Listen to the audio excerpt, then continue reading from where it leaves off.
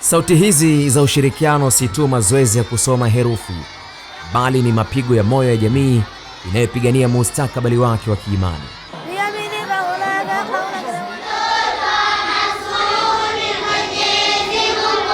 Katikati ya kundi hili la watoto ameketi mtu mmoja ambaye mara nyingi jina lake halitajwi katika majukwaa makubwa, lakini athari ya mikono yake inaonekana katika kila hatua ya mtoto.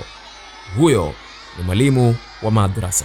Wakati dunia inakimbizana na teknolojia na elimu ya vitabu, mwalimu wa madrasa anabaki kuwa mlezi wa nafsi, anayepandikiza mbegu ya hofu ya Mungu na upendo kwa Allah.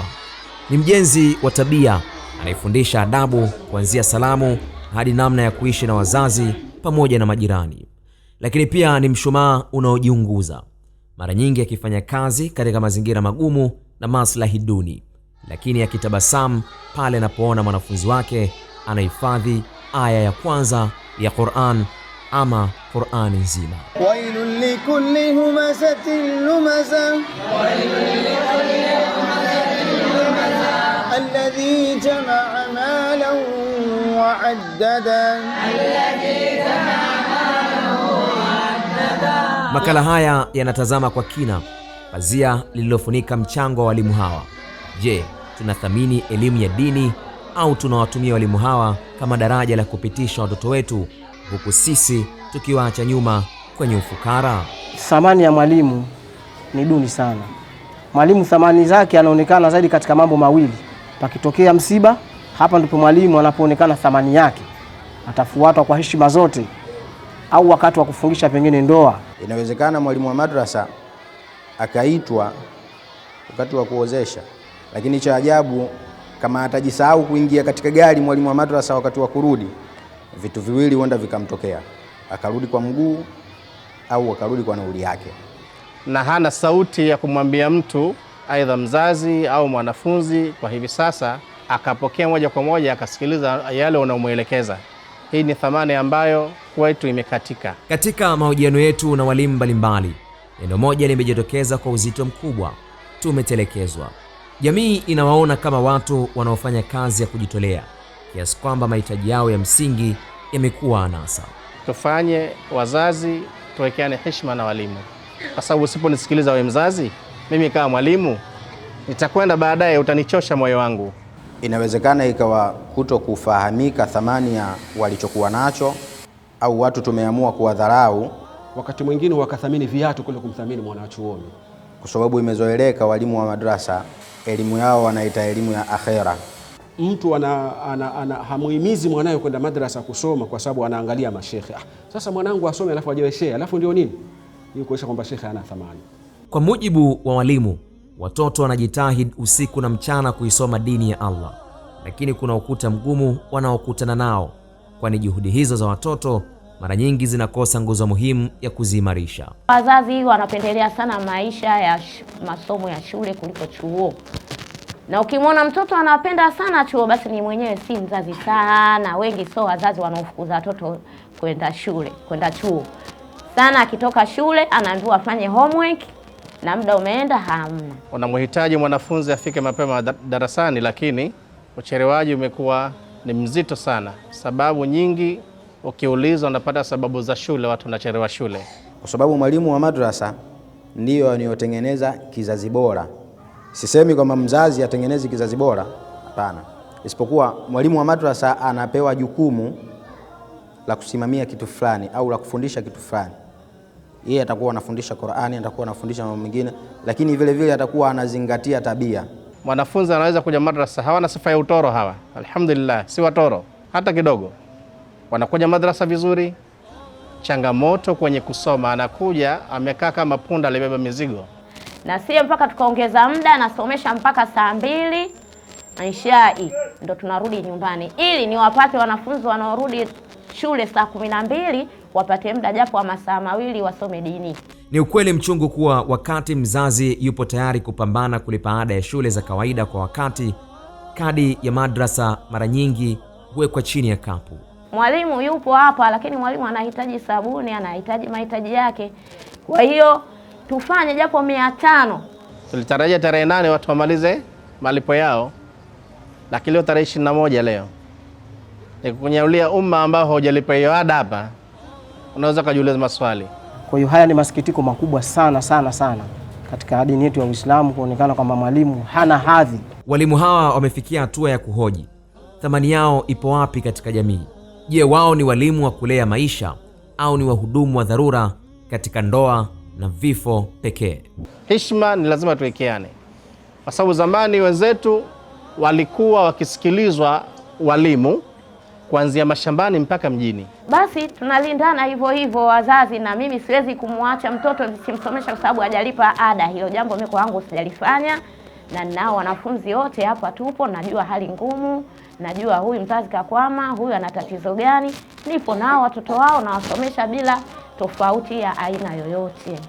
Kishki TV imezungumza na baadhi ya wazazi ambao wana watoto wanaosomesha katika madrasa mbalimbali hapa jijini Dar es Salaam. Wamekiri kuwa thamani kwa walimu wa madrasa kutoka kwa wazazi pamoja na jamii ni ndogo sana. Ujue ipo hivi, walimu wa chuoni zamani walikuwa hawalipwi, elimu ya Kiarabu hailipwi, ila walikuwa wanawafanyisha kazi tu watoto. Siku ya Jumamosi na Jumapili wanaambiwa nendeni shamba mkarime, fanyaje hivi. Sasa ile hali watu washazoea. Ni msiba mkubwa tu, tena msiba mkubwa sana, kwa sababu wangejua thamani ya dini, kwa sababu dini ina thamani kubwa kuliko chochote. Mwingine ana watoto 4 5, shule analipia hela karibu 6,000 kwa siku. Kwa kuna cost sehemu moja analipa, sehemu moja na nini kunateteleka. Anapoenda madrasa pale anapata shilingi 200, lakini anapoenda shuleni maandalizi yanakuwa makubwa zaidi. Mtoto mdogo anaweza kupata shilingi 5,000, kwa mwenye uwezo mpaka shilingi 10,000. Tatizo ya shule, ukimkalisha mtoto siku 3 siku 4 hana hela, lazima wewe ufatwe na mtoto wako unapewa hukumu, haya kanua tofali 10.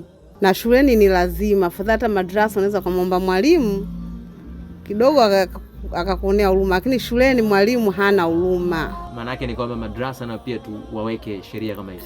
Sheria kama hivyo utaona sasa watoto shule wataenda, chuoni wataenda, unafikiri elimu haya itakuwa imekufa hiyo. Inasikitisha hata baadhi ya wazazi hawajui watoto wao ni madrasa gani wanasoma. Mwanao anasoma madrasa gani? Nani hapo? Nini chuo gani bwana? Chuo aina gani tunapeleka tu watoto? Kwa hiyo tunachoomba tu walimu wa chuo nao watuzingatie, wafanye kama mwanzo. Elimu ahera ilikuwa nini? Haiuzwi. Walimu wenyewe wanaona kitu gani kifanyike ili kuimarisha maisha yao na thamani yao iweze kurejea kama ilivyokuwa katika miaka ya nyuma. Mwalimu anatakiwa awe na hadhi ile ya walimu. Kama ni sehemu ya kuishi makazi basi apewe, ni kipando cha kutembelea basi awe nacho kizuri. Ikipatikana nazi nyumbani anapelekewa mwalimu, ikipatikana hichi anapewa mtoto kabisa, mpelekee mwalimu wako. Saizi hayapo hayo. Sheikh Ali Mgumi ni katibu wa Umoja wa Madrasa Tanzania, taasisi ambayo ipo chini ya Baraza Kuu la Waislamu BAKWATA inayoshughulikia masuala ya madrasa. Anasema hadi hivi sasa nchini Tanzania kuna jumla ya madrasa 350 zilizosajiliwa, zikiwa na wastani wa walimu wawili kwa kila madrasa.